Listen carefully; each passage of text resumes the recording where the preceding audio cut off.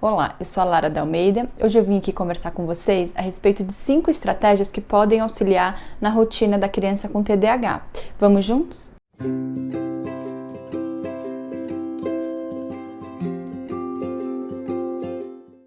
Então, a primeira estratégia que a gente deve pensar é que a família precisa estabelecer uma rotina, né, para essa criança. Mas essa rotina, ela tem que ser pensada e compartilhada com todos os membros da família, né? Então, é importante que os pais, os cuidadores pensem quais são as atividades prioritárias que eles têm que fazer e como é que ele consegue trabalhar com a criança nesse período, né? Então, para ajudar vocês, eu fiz um calendário semanal que está no meu site, vocês conseguem baixar e pode auxiliar na organização aí dessa rotina semanal. Então, é importante porque a criança ela aprende quais atividades ela deve fazer, em que momento, que atividade ela deve fazer primeiro e quais são as outras atividades que ela tem espaçadas durante todo um dia, principalmente durante uma semana. A segunda estratégia, essa é bastante importante, é que os pais façam instruções curtas para a criança com TDAH. Como assim, Lara?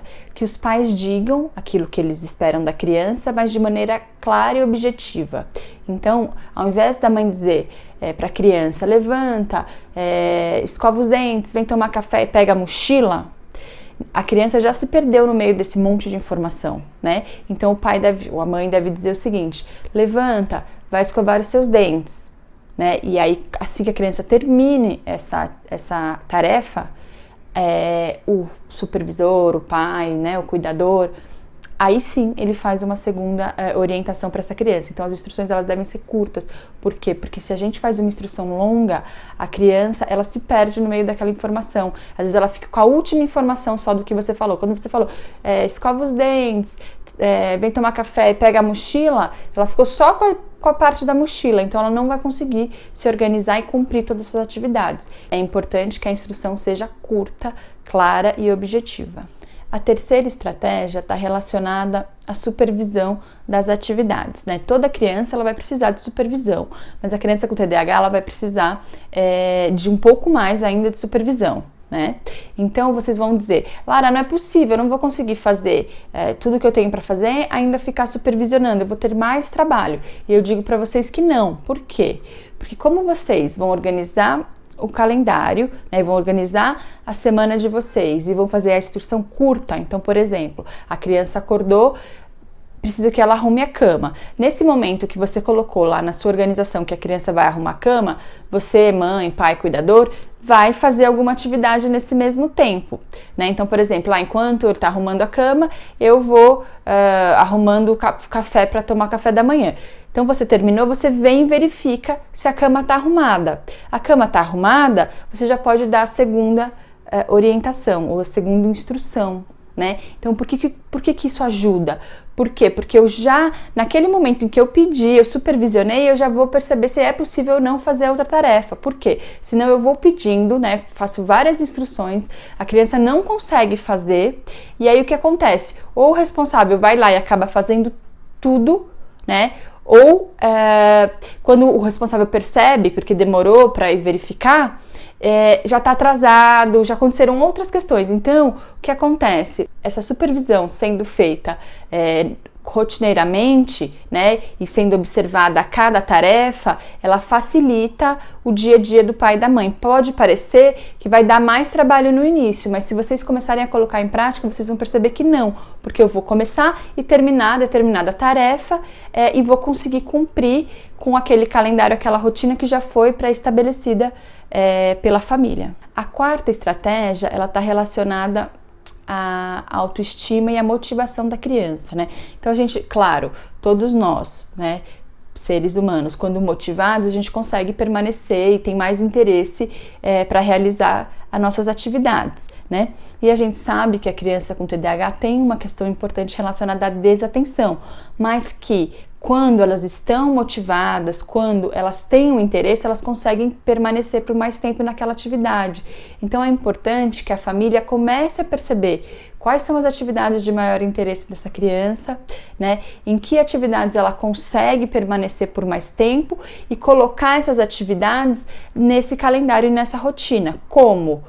Sempre tentando facilitar a organização da família. Então, por exemplo, se eu sei que antes da refeição, por exemplo, é um horário que eu tenho maior dificuldade, ou durante a refeição é muito difícil fazer com que a minha criança fique sentada e faça a refeição toda na mesa, por exemplo, então eu vou colocar uma atividade que motive essa criança, que ela tenha interesse, antes ou depois da refeição, por exemplo. Então, quando eu for organizar essa minha rotina, eu tenho que pensar estrategicamente quais são as atividades que essa criança tem um interesse, que ela consiga permanecer por mais tempo, e que ela seja colocada estrategicamente, então ou antes ou depois de uma atividade que a criança tenha mais dificuldade. Isso também vai organizar e vai ajudar a rotina dessa família aí para diminuir os conflitos e os atritos do dia a dia. E por último, né, a quinta estratégia então é identificar quais são as habilidades da criança.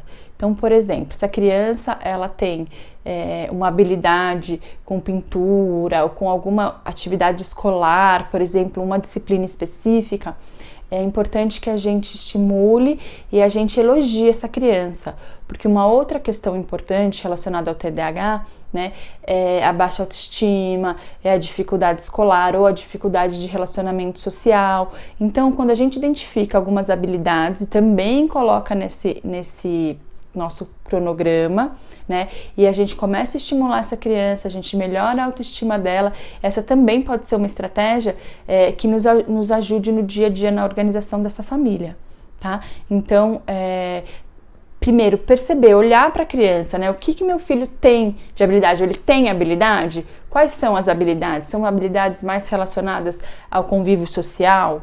Né? Ele é uma criança que tem empatia, que é carinhoso, que é preocupado, ou não, é uma questão mais relacionada à habilidade escolar ou de desenho, enfim. É importante que essa família observe quais habilidades dessa criança, o que essa criança tem de positivo, por quê? Porque é muito comum a gente receber muitas queixas, a família recebe muitas queixas das crianças. Então, a dificuldade escolar, ou muita dificuldade em se relacionar com os amigos, enfim, a gente recebe muitas queixas e às vezes a família tem muita dificuldade de observar que qualidade essa criança tem. Né? Então a gente tem que também tentar ir nessa dinâmica, né, da rotina, observar quais são as qualidades e dizer para essa criança no que ela é boa e estimulá-la. Por quê? Porque a gente costuma repetir e fazer muitas falas referentes a tudo que a gente não quer que a criança faça. Então, por exemplo, é muito comum que a família fale: você não para quieto mesmo, você nunca consegue terminar uma refeição na mesa. E a ideia é que a gente faça o contrário, que a gente diga aquilo que a gente espera que a criança faça. Então, por exemplo, dizer: que bom que hoje você conseguiu terminar a sua refeição sem sair da mesa, eu fico muito feliz. Que bom que você conseguiu iniciar a sua lição, porque muitas vezes a criança não vai conseguir terminar a lição, mas se ela nem conseguia sentar para fazer e agora ela consegue sentar e iniciar, a gente já tem que perceber quais foram os ganhos e dizer para a criança, para que ela repita no futuro essa ação, né? Então a gente vai ter esse cuidado de sempre dizer tudo que foi positivo, todos aqueles comportamentos que a gente espera que a criança reproduza. Tudo bem? Então essas 5 estratégias, elas parecem ser bastante simples, mas eu sei que no dia a dia não são tão fáceis assim da gente colocar em prática.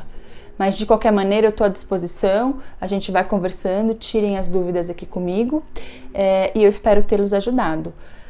Para mais informações, vocês têm as minhas redes sociais, né, que eu tenho o Instagram e o Facebook, que é da Almeida Lara, o YouTube, que é Lara da Almeida, e tem o meu site também.